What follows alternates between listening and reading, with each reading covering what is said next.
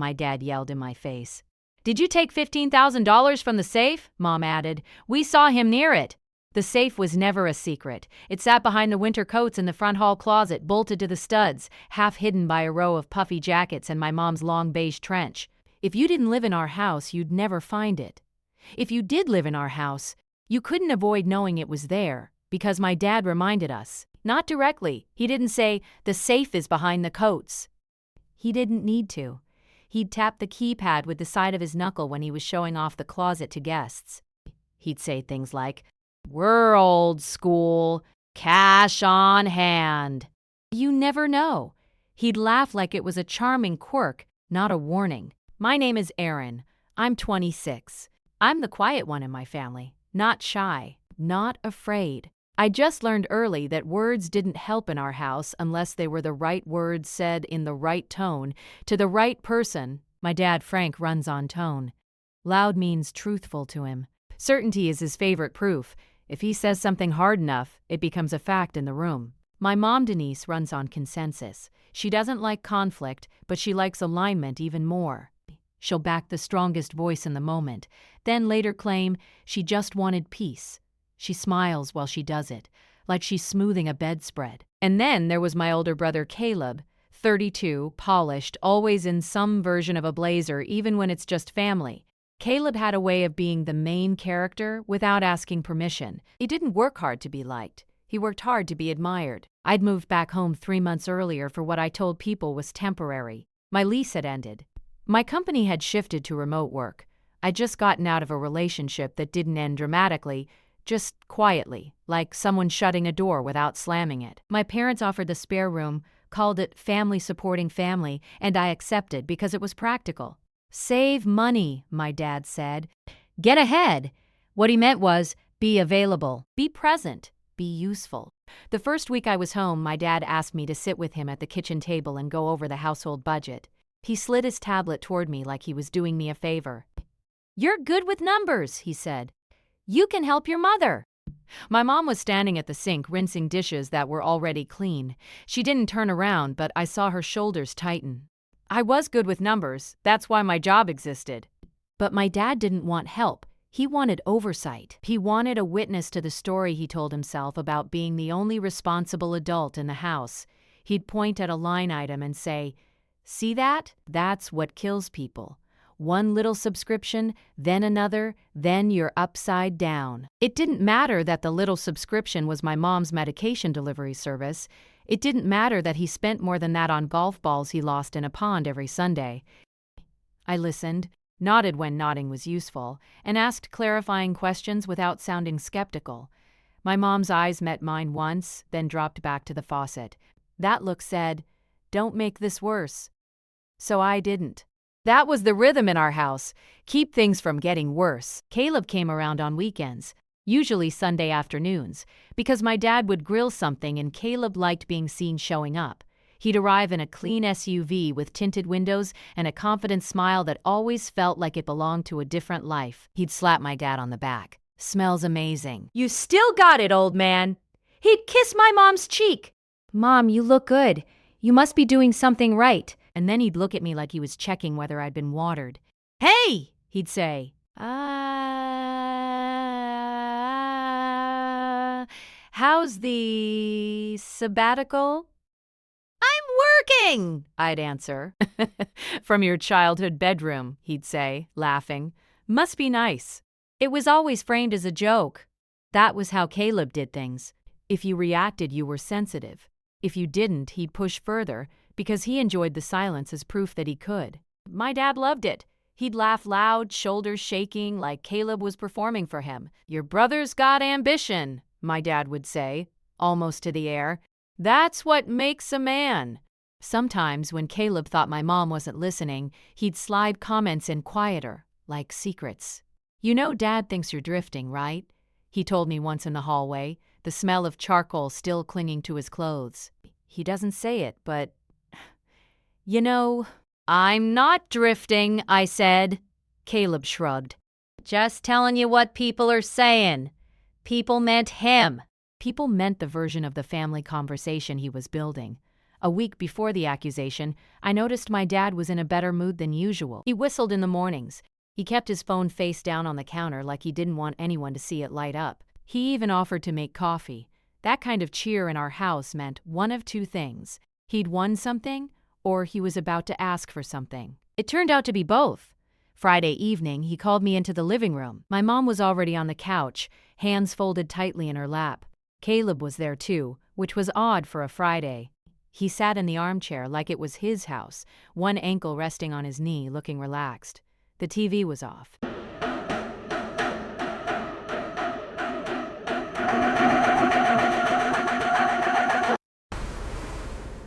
Sit, my dad said. I sat on the edge of the love seat, not because I was nervous, but because I didn't want to sink into the scene they'd arranged.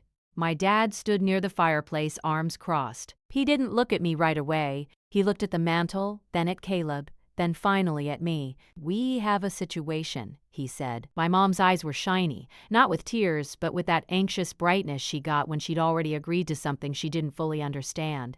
Caleb watched me like he was waiting for a tell. "What kind of situation?" I asked. My dad exhaled sharply through his nose. "Don't play dumb." "I'm not," I said. My voice stayed even. "I'm asking." He stepped forward, and suddenly the cheer from the week was gone. His face tightened, and the room filled with him. "The safe," he said. "There was $15,000 in there. Cash. It's gone." The number landed heavy, not because it was money, but because it was specific. People who lie casually usually keep things vague. People who plan a lie come prepared with details. I looked at my mom. She didn't meet my eyes. I looked at Caleb. He lifted his eyebrows. Like, "Can you believe this?" Then my dad raised his voice, and it felt like the temperature in the room changed. "Did you take it?" he yelled. "Did you take $15,000 from the safe?" I didn't flinch. I didn't look away. I let the question sit there like a piece of furniture. "No," I said. My dad pointed a finger at me, shaking slightly. "Don't lie to me in my house." "I'm not lying," I said. My mom finally spoke, and her voice was soft in a way that made it sound more believable than my dad's shouting. "Frank," she said, then looked at me like she was trying to be gentle. We saw you near it." I turned fully toward her. "Near the closet?" She nodded quickly, almost relieved to have a detail. "Tuesday." "You were in the hall. You were right by the coats." "I live here," I said. "I walk past that closet every day." My dad slammed his hand against the back of the couch.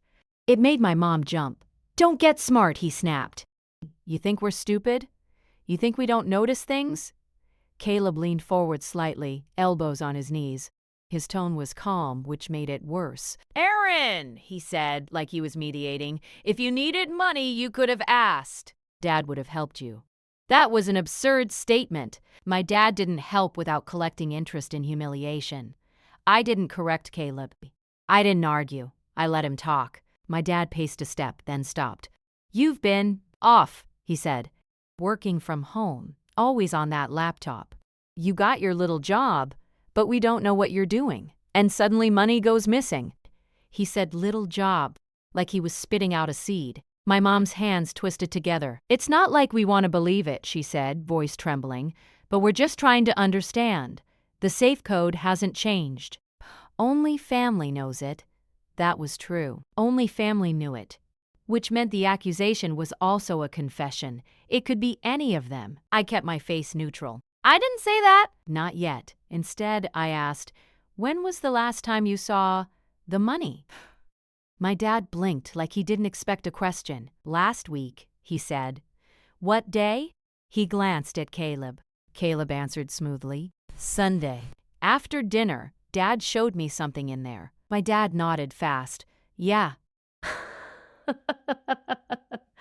"Sunday. I filed that away."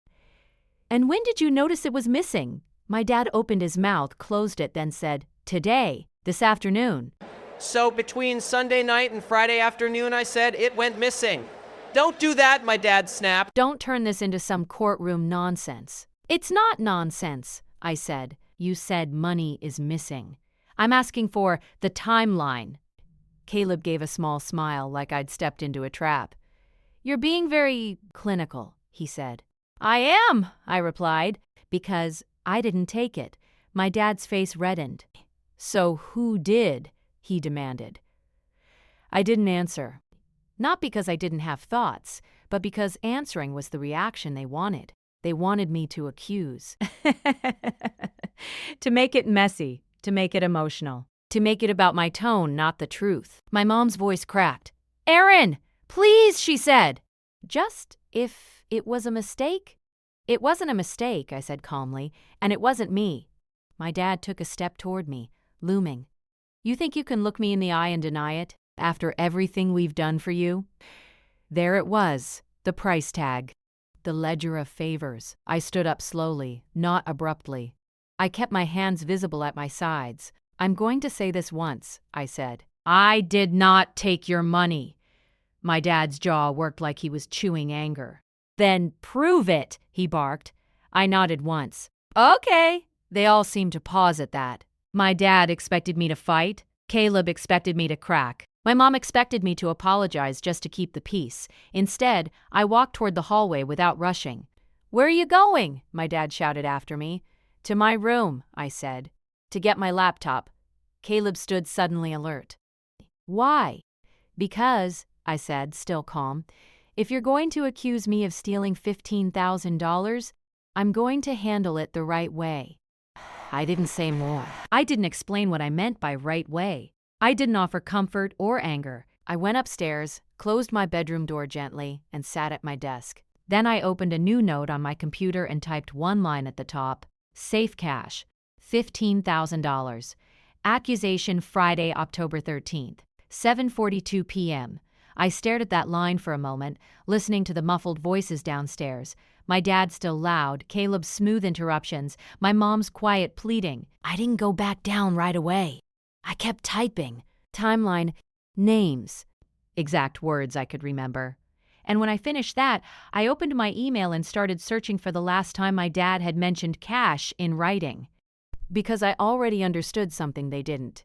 If they were confident enough to accuse me like that, in a room set up like a stage, then this wasn't just missing money. It was a plan, and I wasn't going to ruin it by reacting. Downstairs, my dad yelled my name again, louder this time, like volume could force obedience. I closed my laptop halfway, took one slow breath, and reached for my phone. I wasn't going to defend myself with emotion. I was going to defend myself with receipts. And I already knew exactly where to start. The first thing I did was check the home security app, because the closet camera had a blind spot my dad didn't know I'd fixed. The closet camera wasn't something my dad remembered installing. He'd bought the system 2 years earlier after a neighbor's garage got broken into. At the time, he asked me to help set it up, because you work with computers. What he meant was, I'll get frustrated, you'll fix it, and then I'll take credit for being prepared. The front hall camera had always bothered me. The angle was off. It covered the door, the shoe rack, the light switch, but not the coat rod. Anyone standing close to the safe was just out of frame, a shadow at best. I didn't say anything then. I just adjusted it later. A small tilt, barely noticeable unless you compared screenshots. It still looked like the same feed. My dad never checked footage unless something went wrong, and even then he'd just wave his hand at the screen and say, "You see? Cameras work." I opened the app now and scrolled back to Sunday. The timeline bar moved smoothly under my finger. I wasn't in a rush. I already knew what I was looking for.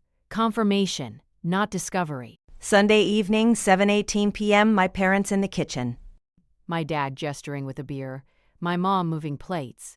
At 7:26, Caleb entered the frame, shrugging off his jacket, checking his phone. At 7:31, all three of them went into the dining room. The hallway was empty. At 7:34, Caleb came back alone. He stood in front of the closet for 27 seconds. Not long, not dramatic, long enough. He looked over his shoulder once, then stepped closer to the coats. His body blocked the keypad for most of it. But the camera caught what it could, his right hand lifting, the subtle movement of his wrist. The safe door opened inward. I didn't feel anything when I saw it. No rush! No anger.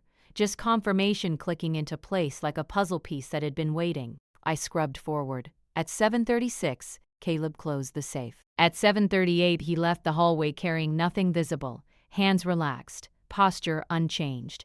At 7:42, he rejoined my parents in the dining room. I saved the clip, then I saved it again to a local drive. Then I backed it up to cloud storage with a neutral file name, hallway_1008_1930.mp4. Receipts don't argue, they wait. I didn't go back downstairs yet. Instead, I opened my bank app. I hadn't moved large sums of money in months. My accounts were boring, predictable. Payroll deposits, rent transfers, grocery charges. The kind of digital trail that looks exactly like what it is. I exported 3 months of statements as PDFs and saved them in a folder labeled Financials, Personal. Then I opened my email and searched Caleb's name. Nothing obvious at first, just group threads about birthdays, forwarded articles my mom sent to everyone. One message from Caleb 6 months earlier asking if I still had his old drill. Then I searched for the word loan. 2 results, both from my dad. The first was from 9 months ago, sent to Caleb. Subject: About last month, Frank. I need you to tighten things up. That cash situation can't keep happening. We'll talk Sunday. The second was from 3 weeks ago. Frank, Denise is asking questions. We need to get ahead of this. No context, no numbers. But paired with the camera footage, it formed a shape. I took screenshots. I exported the emails with headers intact. Downstairs, voices rose and fell. My dad was pacing. I could hear the thump of his steps. Caleb's voice cut through occasionally. Calm, controlled, helpful. I imagined the narrative he was building while I was upstairs.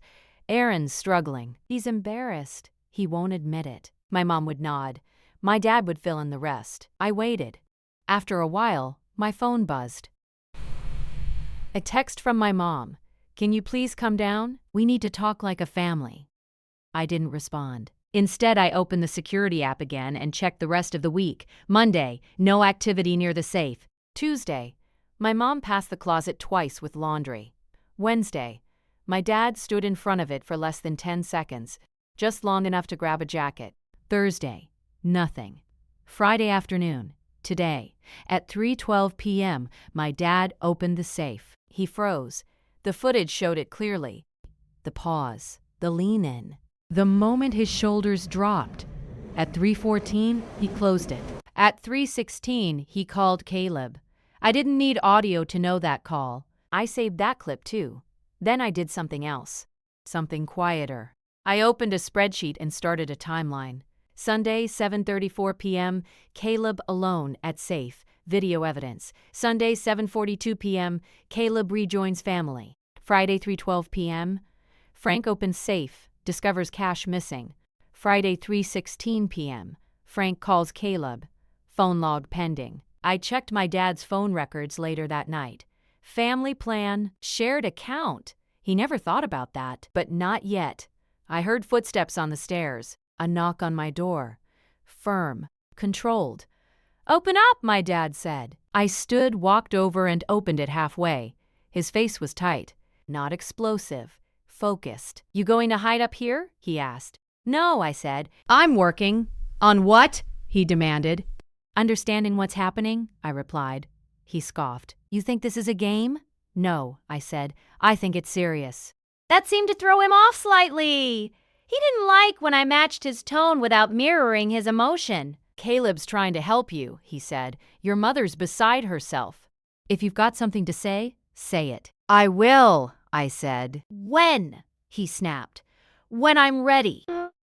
He stared at me, searching for something. Fear, guilt, defiance. He didn't find it. You're making this worse, he said finally. I'm making it accurate, I replied. His jaw clenched. You've got until tomorrow, he said. Then we're taking steps. What kind of steps? I asked. He smiled without humor. The kind that protect this family. I nodded once. Okay. He waited for me to react. I didn't. He turned and walked away, muttering something about disrespect. I closed the door and locked it. That night, I barely slept. Not because I was anxious, but because my brain was working through permutations, what they might do next, what Caleb might try, what story they'd settle on if I stayed silent. In the morning, I took my laptop to a cafe and worked from there. Distance helps clarity. At 10:17 a.m., Caleb texted me, "Hey man, Dad's really upset. This is getting serious. Call me." I didn't. At 10:42, another message. "We can fix this, if you're honest." Fix what exactly? At noon, my mom called. I let it ring. At 1:05, she left a voicemail. Her voice was soft, strained. "Aaron, please, your father is talking about calling someone." "I don't know who, I don't want this to go too far." I saved the voicemail, and at 2:30 p.m., I logged into the phone account. My dad had made 3 calls to Caleb since yesterday. Total duration, 18 minutes. Caleb had made 0 calls to me. I added it to the timeline. Then I did the last thing I'd been putting off. I checked the safe access log. The system tracked keypad entries by code ID. My dad never changed codes. He just assigned them. Code 1, Frank code 2, Denise code 3, Caleb there was no code 4. Sunday night, 7:34 p.m., code 3 entered. Code 3 entered. Friday afternoon, 3:12 p.m., code 1 entered. No other entries. I exported the log as a CSV file. I sat there for a long moment, coffee cooling beside me, watching people move in and out of the cafe. Normal life. Unaware. I didn't feel triumphant. I felt settled. This wasn't going to be a shouting match. It wasn't going to be a private confrontation where Caleb could talk his way out and my parents could pretend it never happened. They'd already chosen a public accusation. That meant the truth deserved a public correction. At 4 p.m., my dad texted the family group chat. "We are discussing this tonight. Everyone present. No excuses. Everyone meant me and Caleb." I replied with one word.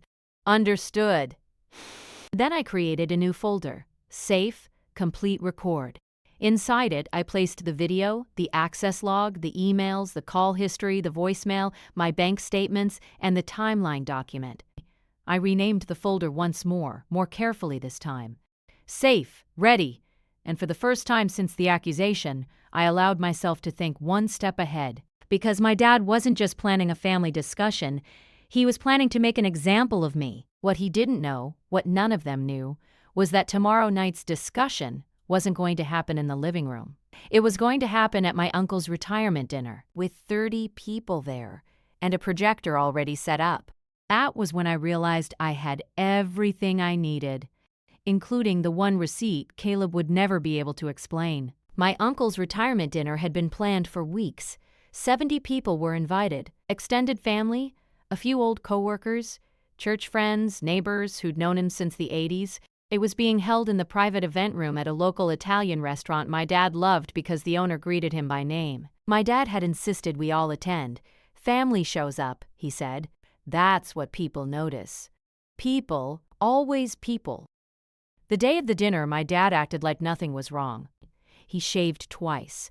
He wore his navy blazer. He practiced his speech in the kitchen while my mom adjusted the cufflinks on his shirt.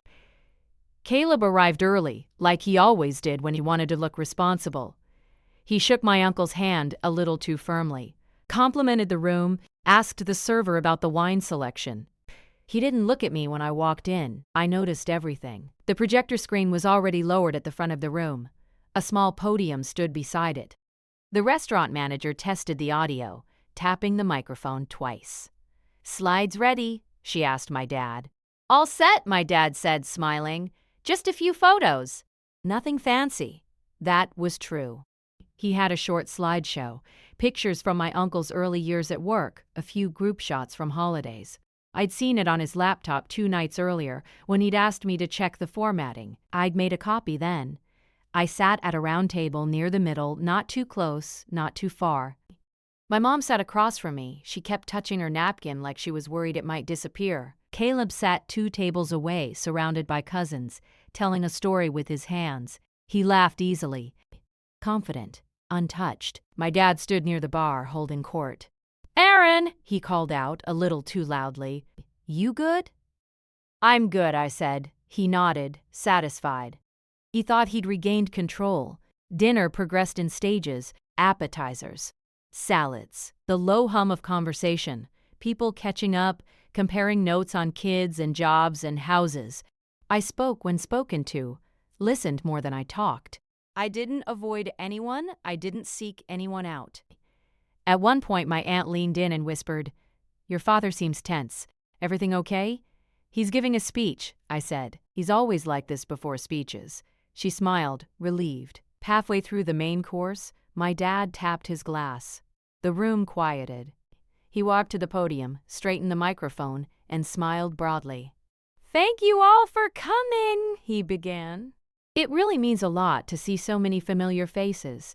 He talked about my uncle's work ethic, his loyalty, his integrity, words that carried weight in our family because they were used sparingly and strategically. As he spoke, I watched Caleb. Caleb watched my dad. My mom watched both of them. When my dad finished, the room applauded. He gestured toward the screen. "Let's take a little walk down memory lane," he said. The slideshow began. Photos clicked by.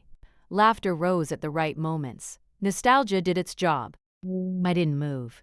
Then, just as the last photo faded, my dad turned slightly and said, "Before we wrap up, there's something else we need to address." The room quieted again, this time with confusion. My mom stiffened. Caleb straightened in his chair. My dad's tone shifted, not angry. Controlled, authoritative. "Family is built on trust," he said. "And when that trust is broken, it can't be ignored." A few people glanced around. Someone coughed.